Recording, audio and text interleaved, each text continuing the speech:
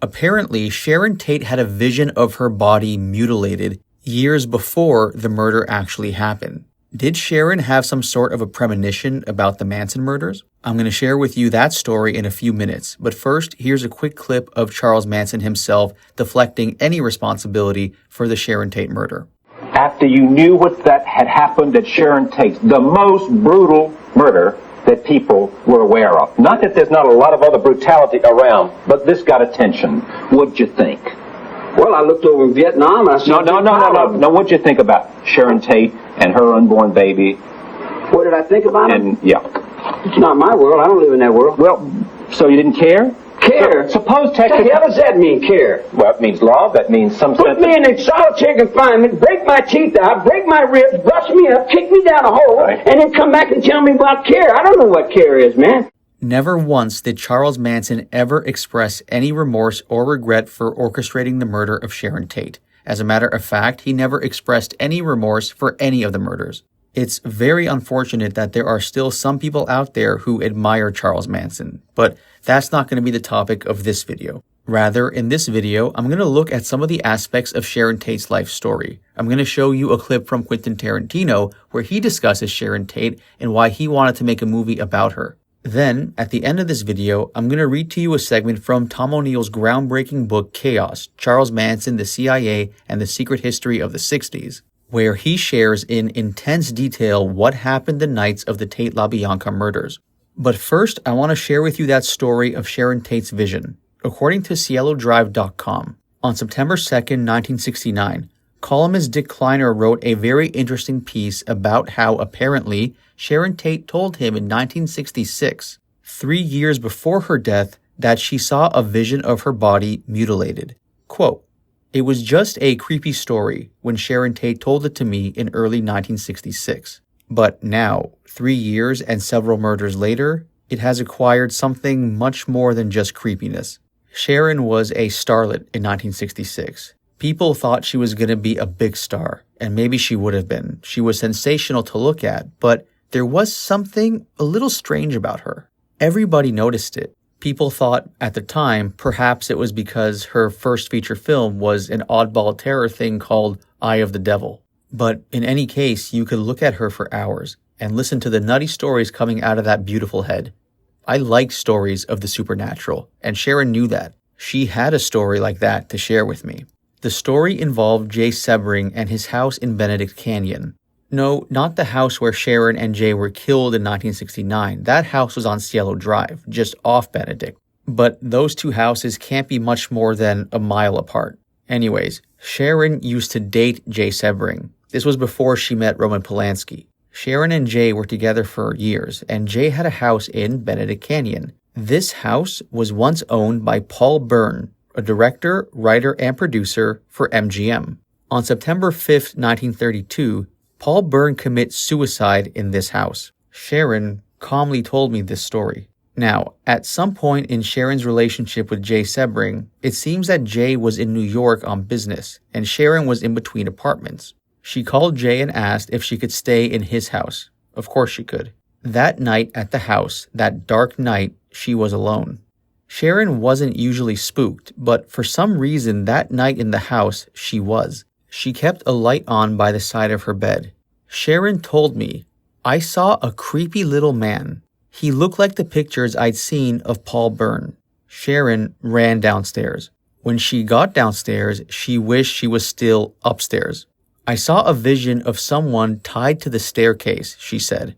"It might have been me. It might have been Jay, but whoever it was, this body was cut open at the throat." Sharon needed a drink to calm her nerves. She eventually found the house bar, and there was some wallpaper by that bar. For some reason, Sharon picked away at the wallpaper and tore it down. Strange how the mind works. Worrying about wallpaper when ghosts are wandering around upstairs and mutilated bodies are tied to the staircase downstairs. Sharon thought it must have been a dream. She decided to find out and went back upstairs. According to Sharon, the mutilated body was still tied to the stairs. Could it have been her body or Jay's body? And that creepy little man was still prowling around upstairs. But Sharon went back to bed and somehow slept. When Jay Sebring came back the next morning, he woke her up. She remembered the events of the night before, but it must have been a dream. However, according to Sharon, Jay called out, "Hey, who tore the wallpaper off by the bar down here?" That part, at least, was not a dream. 3 years later, a mile up the road, there was a nightmare. Sharon, Jay, and 3 others, 4 if you include Sharon's unborn child, were all killed. End quote. Now, let's take a look at the fuller picture of Sharon Tate's life story. The following is from an article by Elena Nicolaou for Refinery29. Quote, Sharon Tate was born in Dallas, Texas in 1943. Growing up, she won various beauty pageants in the U.S., but Sharon spent her high school years in Italy. Her father, a member of the U.S. Army, was transferred to an army base in Vicenza, a city in northern Italy. At the end of high school, Sharon was crowned prom queen. Eventually, she began to audition for the American films being shot in Italy. Her beauty was quickly noticed. For instance, one of the productions she appeared in was the movie Barabbas. The director of that movie, Richard Fleischer, wrote the following about Sharon in his autobiography. I pointed Sharon out to my assistant and told her that I wanted Sharon in every close shot I could possibly use her in.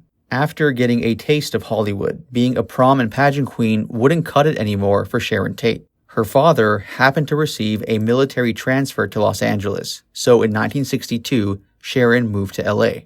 Soon, she was brought to the attention of Beverly Hillbillies producer Martin Ranselhoff, who said to Sharon, "Baby, we're gonna make you a star."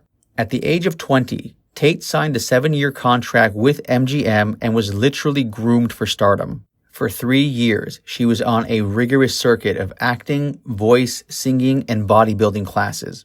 One of the last vestiges of the star system, Sharon didn't have control over her day-to-day schedule or her career direction. She briefly appeared in the movie Sandpiper starring Elizabeth Taylor, and allegedly, a jealous Elizabeth Taylor requested that Sharon Tate's scenes be deleted.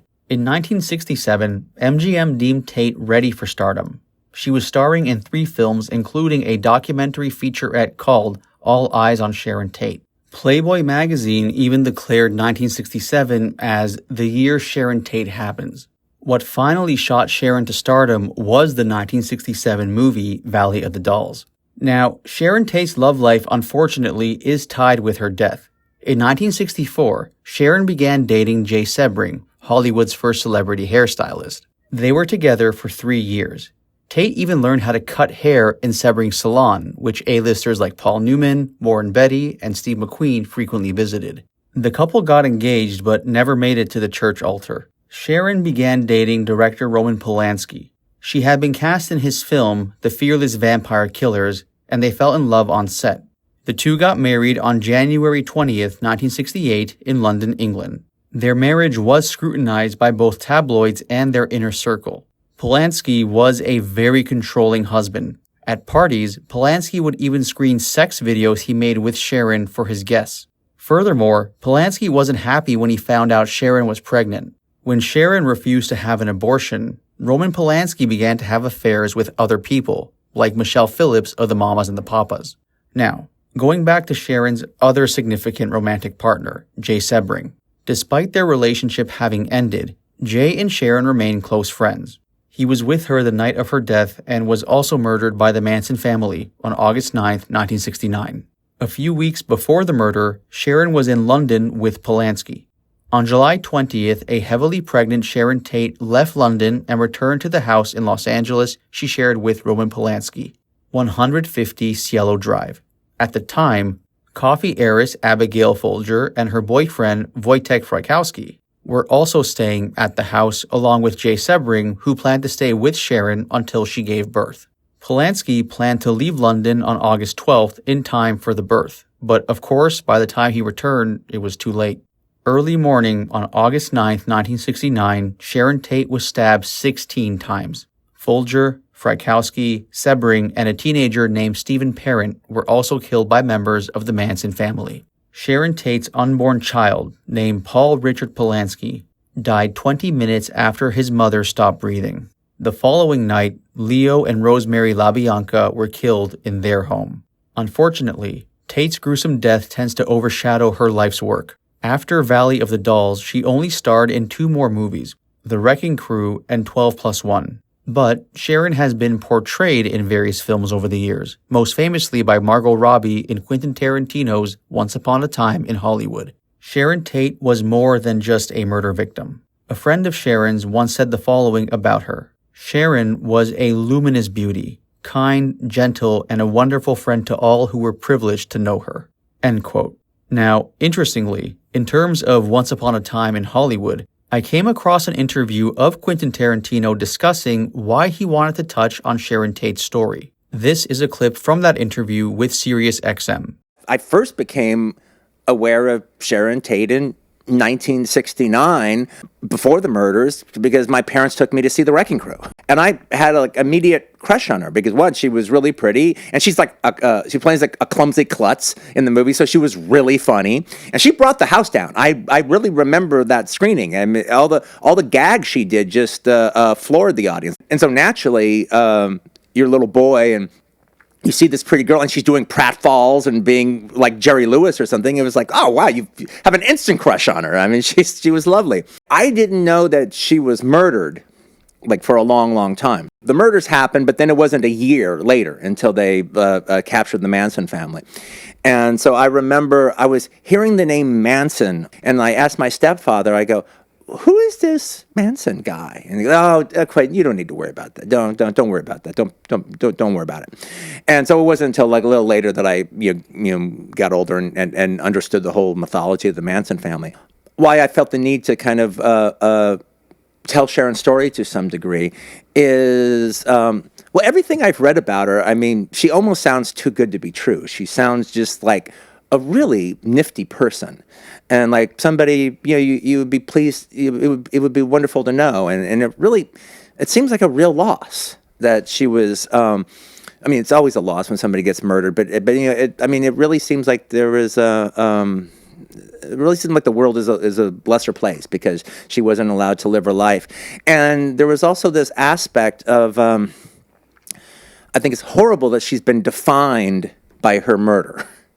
And one of the things I can say about the film that I'm absolutely proud of is because of the movie, I don't think that's necessarily the case anymore. I don't think she's just defined by her victim status as a murderer. Now people, I think they became I think they were very intrigued by Margot Robbie's performance in it, and I think they looked her up. So she just, she's not just a murder victim. And I think now, if you go back, because, every 4 years or so, they, 2020 does a big Manson special, or they do some big special on the Manson family. Now, after, like, getting a sense of her from the movie, if you watch those specials, they're really heartbreaking, because she means something to you now, as opposed to just a statistic. I'm going to read to you now a quote from Tom O'Neill's book, Chaos, where he discusses in gruesome detail the Tate LaBianca murders. Tom O'Neill did a fantastic job with this book, and I definitely recommend getting a copy if you want to learn the true story about what happened. Quote, August 8th, 1969. Late that night at the Spawn Movie Ranch near Chatsworth, Los Angeles, a man and 3 women got in a beat-up yellow 1959 Ford and headed towards Beverly Hills. A ranch hand heard one of the women say, "We're going to get some pigs." That woman was Susan Sadie Atkins, 21, who'd grown up mostly in San Jose. The daughter of 2 alcoholics, she said that her brother and his friends would often molest her. She had dropped out of high school and moved to San Francisco, where she'd worked as a topless dancer and gotten into LSD. My family kept telling me, "You're going downhill," she would later say. So I just went downhill all the way to the bottom. Huddled beside her in the back of the car was Patricia Krenwinkel. 21, from Inglewood, Krenwinkel had developed a hormone problem as a kid, leading her to overeat and fear that she was ugly and unwanted. As a teen, she got into drugs and started to drink heavily. One day in 1967, she left her car in a parking lot, failed to collect the 2 paychecks from her job at an insurance company, and disappeared. In the passenger seat was Linda Kasabian, 20, from New Hampshire. She played basketball in high school, but she dropped out to get married. The union lasted less than 6 months. Not long after, in Boston, she was arrested in a narcotics bust. By the spring of 1968, she'd remarried, had a kid, and moved to Los Angeles. Sometimes she'd introduce herself as Yana the Witch. At the wheel was Charles Tex Watson, 23 and 6'3" from East Texas. Watson had been a Boy Scout and the captain of his high school football team. He'd sometimes help his dad, who ran a gas station and grocery store. At North Texas State University, he joined a fraternity and started getting stoned. Soon, he dropped out, moved to California, and got a job as a wig salesman. One day, he picked up a hitchhiker who turned out to be Dennis Wilson of the Beach Boys, a chance occurrence that changed both their lives forever. That night in August of 1969, in the yellow Ford, Tex, Susan, Patricia, and Linda were all dressed in black from head to toe. None of them had a history of violence. They were part of a hippie commune that called itself the Family and lived in isolation at the abandoned Spawn Ranch. More than anything, the family lived in accordance to the whims of their leader, the 34-year-old Charles Manson, who had commanded the four of them to take their trip that night in August. The four arrived at 150 Cielo Drive, where the actress Sharon Tate lived with her husband, the filmmaker Roman Polanski. Polanski was away in London at the time, scouting locations for The Day of the Dolphin, a movie in which a dolphin is trained to assassinate the President of the United States. The drive to Cielo would have taken about 40 minutes. It was just after midnight when they arrived. It was quiet there, seemingly worlds away from the hustle and sprawl of Los Angeles. The Tate House, built in 1942, had belonged to a French actress who'd modeled it on the Norman country estates of her youth. This beautiful house sat on 3 acres of isolated land nestled against a hillside. From this house, you could see views of Los Angeles glittering to the east and Bel Air's fulsome estates unfurling to the west. On a clear day, you could see straight to the Pacific 10 miles out. Anyways, Tex Watson scaled a pole to sever the phone lines to the house. Tex had been here before, and he knew where to find them right away. There was an electric gate leading to the driveway, but instead of activating it, the four elected to jump over an embankment and drop onto the main property. All of them were carrying buck knives. Watson also had a .22 buntline revolver. Kasabian remained on the outskirts, keeping watch. The other 3 crept up the hill toward the secluded estate.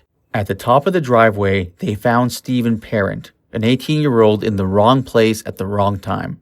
He was there visiting the caretaker in the guest house to sell him a clock radio. He was sitting in his dad's white car, having already rolled his window down to activate the gate control. Tex approached the driver's side of the car and pointed his gun at Stephen's face. "Please don't hurt me. I won't say anything," Stephen screamed, raising his arm to protect himself. Tex slashed his left hand with the knife, slicing through the strap of his wristwatch. Then he shot Parent 4 times. In his arm, his left cheek, and twice in the chest. Parent died instantly, his blood beginning to pool in the car. Those 4 shots rang out through the air, but no one in the house at 150 Cielo seemed to hear them. It was a rustic home of stone and wood. Finding no open windows or doors, Tex cut a long horizontal slit in a window screen outside the dining room and gained entry into the house. He went to the front door to let Atkins and Krenwinkel in. In the living room, the 3 killers came across Wojtek Frykowski, a 32-year-old Polish emigre and an aspiring filmmaker, asleep on the couch with an American flag draped over it. Rubbing his eyes to make out the figures clad in black and standing over him, Wojtek stretched his arms and, apparently mistaking the Manson family for friends, asked them, "What time is it?" Tex aimed his gun at Wojtek and said, "Be quiet, don't move, or you're dead." Wojtek stiffened, the gravity of the situation beginning to seize him. "Who are you?" he asked, "and what are you doing here?" "I'm the devil, and I'm here to do the devil's business," Tex replied, kicking Wojtek in the head. Susan Atkins then found a towel and used it to bind Wojtek's hands as best as she could. Then, on Tex's instructions, she looked through the house, searching for others. She came to a bedroom where she saw a woman reclining on a bed, reading. Abigail Folger, 25, the heiress to a coffee fortune. She'd been staying at the house with Wojtek, who was her boyfriend since April.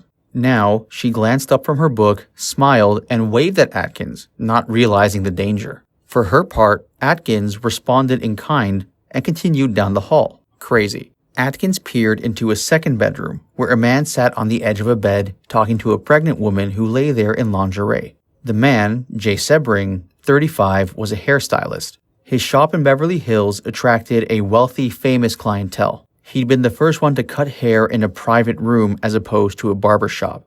He'd served in the Navy during the Korean War. An intensely secretive man, he was rumored to allow only 5 people to keep his phone number. On the bed with him was his ex-girlfriend, Sharon Tate, then 26 and 8.5 months pregnant with her first child. She'd recently filmed her biggest role to date in 13 Chairs, and her manager had promised she'd be a star someday. Born in Dallas, Texas, Tate was the daughter of an Army officer. She grew up in cities scattered across the globe. Her beauty was such that she'd apparently stopped traffic, literally, on her first visit to New York. She'd been a homecoming queen and a prom queen. Even at 6 months old, she'd won a Miss Tiny Tot contest in Texas. A film career, she hoped, would get her noticed for something beyond her good looks. There, on Cielo Drive, at the home she called the Love House, Tate was optimistic about her future. She believed her child would strengthen her marriage with Polanski, who sometimes demeaned her. Now, having reported back to Tex, Susan retied Wojtek's hands with a piece of nylon rope. She went to bring the others into the living room, returning with Folger at knife point, and then with Sebring and Tate. "Come with me," she told them. "Don't say a word, or you're dead." In their shock and confusion, they offered the intruders money and whatever else they wanted, begging them not to hurt anyone. Tex ordered the 3 who'd come from their bedrooms to lie face down on their stomachs in front of the fireplace. Sharon Tate began to cry. Tex told her to shut up. Taking a long rope, he tied Sebring's hands behind his back and ran a length around his neck. He looped the rope around Tate's neck next and then Folger's, throwing the rest of it over a beam in the ceiling. Sebring struggled to his feet and protested. Couldn't this man see that Tate was pregnant? He tried to move towards Sharon, and Tex shot him, puncturing a lug. Sebring crumbled onto the zebra skin rug by the fireplace. Since they were all tied together, his collapse forced the screaming Tate and Folger to stand on their toes, to keep them from being strangled. Tex dropped to his knees and began stabbing the hairstylist incessantly. Standing up again, he kicked Sebring in the head. Then he told Krenwinkel to turn off all the lights. "What are you going to do to us?" Sharon Tate asked. "You're all going to die," Tex said. Wojtek had managed to free his hands. He lunged towards Atkins, attempting to disarm her. But she forced her knife into his legs, stabbing him constantly as they rolled across the living room floor, a tangle of limbs glinting with steel. He pulled her long hair, his blood spraying everywhere, and he'd been stabbed more than 6 times. But Wojtek staggered to his feet. Atkins had lost her knife, so he made a run for the front door, and with Atkins still pummeling him, got as far as the lawn. Tex shot him with 2 bullets and then tackled him to the ground, pounding the butt of his gun against the back of his head again and again. He hit him with such force that Wojtek's skull cracked. Inside, Sharon was sobbing. Then Folger, who lifted the noose from her neck, ran down the hall and out the house through a side door. She was halfway across the front lawn when Krenwinkel caught up to her and brought her knife down, stabbing her 28 times. Tex joined in and Folger went limp, saying, "I give up. I'm already dead." Drenched in blood and their own sweat, the 2 killers rose to see Wojtek yet again on his feet stumbling towards them. Soon, they were stabbing him with the same mechanical precision, forcing steel through flesh, bone, and cartilage. The coroner tallied 51 stab wounds to Wojtek, plus 13 blows to the head and 2 bullet wounds. Atkins had remained in the house with Sharon, who was whimpering, sitting on the floor, still only in lingerie and bound by the neck to the dead body of her former lover, Jay Sebring. She was the only one still alive. She was due to give birth to the child, a boy, in 2 weeks. Tex came back inside and ordered Atkins to kill her. Tate begged her to spare her life, to spare her unborn child. "I want to have my baby," she said.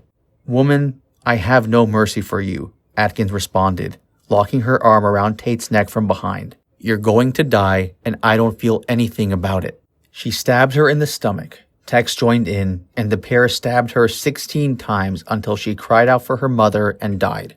Atkins dipped her fingers into one of Tate's wounds and tasted her blood. It was, quote, "warm, sticky, and nice," she'd later recall. "To taste death and yet give life," she said. Wow, what a trick. She soaked a towel in Tate's blood and brought it to the front door, where, following Tex's instruction to write something that would shock the world, she scrawled the word pig. Their work was done. When Watson, Atkins, and Krenwinkel and Kasabian returned to the Spahn Ranch early that morning, they went to their beds and slept soundly. "I was gone," Atkins later recalled. "It was like I was dead. I could not think about anything. It was almost as if I passed out, blacked out. My head was blank. There was nothing in me. It was like I had given it all."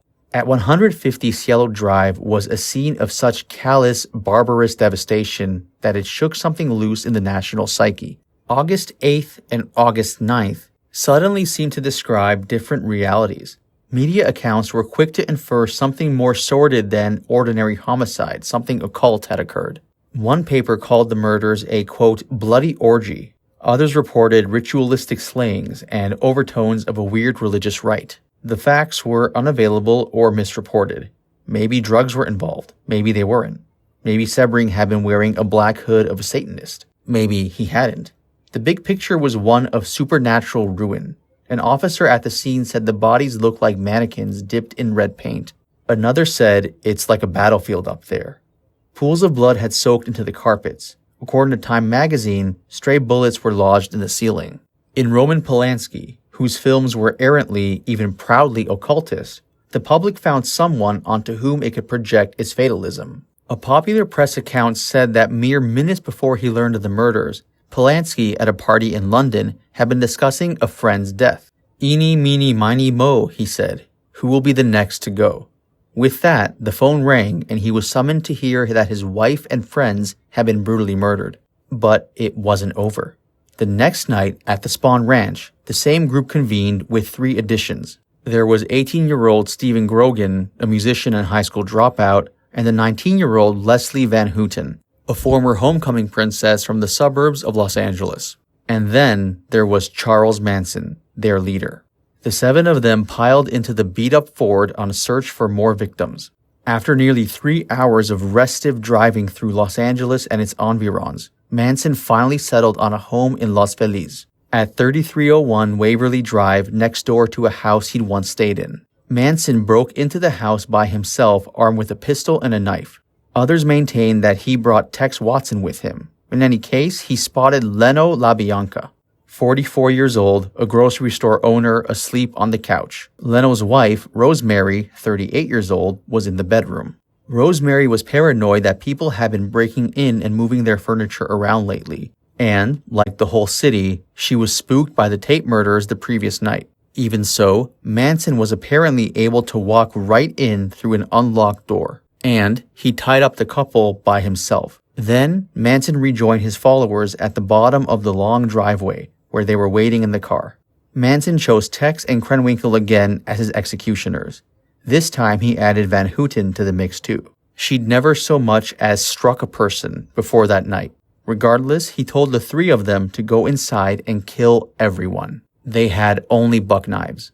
They burst into the house, separated the couple, and stabbed Leno 26 times. They carved the word war into his stomach and impaled a carving fork beside it, its handle jutting out of his belly. And they left a steak knife protruding from his neck. Rosemary suffered 41 stab wounds, many inflicted after she'd already died. Before they left, the killer scrawled "Helter Skelter" in blood on the refrigerator, a reference to the Beatles song Helter Skelter, though they misspelt it. On the walls, they smeared "Rise" and "Death to Pigs" in Leno's blood. The bloodshed in its primitive defiance, a pregnant star slaughtered, a man punctured with kitchen utensils, confirmed a sense of rupture in America. The 60s subversive spirit had come on with too much fervor. Some reckoning was bound to happen, or so it seemed in retrospect. The nation was immured in these events, in the motive, the manhunt, and then in 1970, the sensational 9.5-month-long trial. But after the murders, Manson and his followers were not brought to justice for nearly 4 months. With the suspects unknown and at large, rumors proliferated and the tension reached a fever pitch. For a while, the police maintained that the 2 sets of murders, the LaBianca Tate murders, were unrelated. They claimed the LaBiancas were the victims of a copycat attack. As days turned into weeks and weeks to months, 2 separate teams of LAPD detectives, one assigned to Tate, the other to the LaBiancas, failed to share information, believing that the crimes were unconnected. As they lost valuable time pursuing false leads, doubt and ridicule followed them in the press. For almost 4 months, the police would say that they had no real idea who had committed the murders, some of the most appalling murders in the history of the country. As journalist Joan Didion famously stated, the 60s abruptly ended on August 9, 1969. The tension broke that day. The paranoia was fulfilled.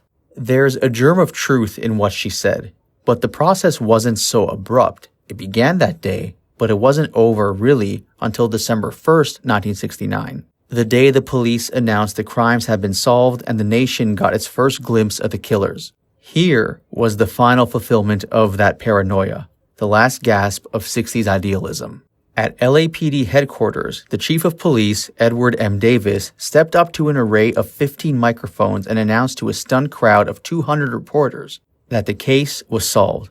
Warrants were out for Charles Watson, Patricia Krenwinkel, and Linda Kasabian. More people would be named pending grand jury indictments. Davis added, to everyone's astonishment, that the Tate LaBianca murders were connected. The suspects may have been responsible for a series of other unresolved homicides too. Police Chief Davis didn't name Manson or Susan Atkins that day because they were already in custody. In mid-October, Manson, with a welter of his followers, had been apprehended on auto theft charges at the Barker Ranch, a hideaway in the forbidding Death Valley, several hours away from Los Angeles. Its seclusion surpassed even that of the Spahn Ranch. Atkins had been charged with another unrelated murder, that of Gary Hinman, an old friend of Manson. She was being held at the Sybil Brand Institute, a jail for women in Los Angeles County, where she bragged to cellmates about her complicity in the Tate murders. Those offhand remarks broke the case open for the LAPD, who began to connect the dots they'd been staring at for nearly 4 months. Journalists dug into the story. Images of Manson and the family were emblazoned on front pages and TV screens around the world. The cognitive dissonance was intense. These weren't the faces of hardened criminals or escaped lunatics. They were hippies, stereotypical flower children. In the bloom of wide-eyed youth, the men unshaven and long-haired, wearing beads and buckskin jackets. The women in blue jeans and tie-dyed tops, no bras, and their hair tangled and unwashed. They talk like hippies, too, spouting an ethos of free love, eschewing monogamy and marriage in favor of sexual experimentation. They lived in roaming communes, caravanning along the Golden Coast in Technicolor bright buses and clunkers cobbled together from spare parts. They believed that hallucinations strengthened the spirit and expanded the mind. They gave birth naturally and raised their children together in rustic simplicity. In other ways, though, their philosophy was Gnostic, verging on theological. Time did not exist, they proclaimed. There was no good, no bad, and no death. All human beings were God and the devil at the same time and part of one another. The family's moral code, insofar as it existed at all, was riven with contradictions. While it was wrong to kill animals, according to their philosophy, even the snakes and spiders in their bunkhouses had to be carefully spared. It was fine to kill people, because, according to them, human life was inherently valueless. To kill a person was tantamount to, quote, breaking off a minute piece of some cosmic cookie, as Tex Watson later put it. If anything, according to their philosophy, death was something to be embraced, because it exposed your soul to the oneness of the universe. Where had these beliefs come from? The murderers had been raised and educated for the most part in solid conventional American communities. So what happened? The promise of the hippie movement had been in its willingness to forego cherished institutions in favor of the new and untested. The Manson family, with its starry-eyed communalism, sexual frankness, and veneration of LSD, offered a screen onto which anyone could project his insecurities about the era's politics and pressures. After the Tate murders, it seemed that hippies and freaks were more than a risible sideshow. They could really undermine the status quo. Their promiscuity had always earned a lot of finger-wagging from concerned moralists, while others had looked on with thinly veiled envy. Parents were worried about their kids that they would drop out, become hippies, and never get decent jobs. Everywhere, kids were hitchhiking. The consensus from the quote-unquote straight world was that hippies were mostly harmless, but you didn't want to be one. While there had been isolated incidents of violence attributed to hippies, none of it was as horrific, premeditated, or systematic as the murders committed by the Manson family. On December 12th, a piece in Time magazine drew parallels between hippies and violence. In the movement's Invitation to Freedom, the magazine warned, criminals and psychotics blossomed as easily as innocents and pacifists did. But how, Time asked, could children who had dropped out for the sake of kindness and caring, love and beauty, end up killing? End quote. This is one of the main arguments that the author Tom O'Neill is making with this book. I'm not really giving anything away here because he's done several interviews about this, where he discusses that his theory is that what happened with the Mansons wasn't some sort of random act, but rather Manson was a CIA asset and that these murders were meant to put a massive stain on the hippie movement because the government considered the hippie movement a threat in many regards. I'm paraphrasing here essentially, I'm oversimplifying it, but basically this is one of the main arguments Tom O'Neill makes.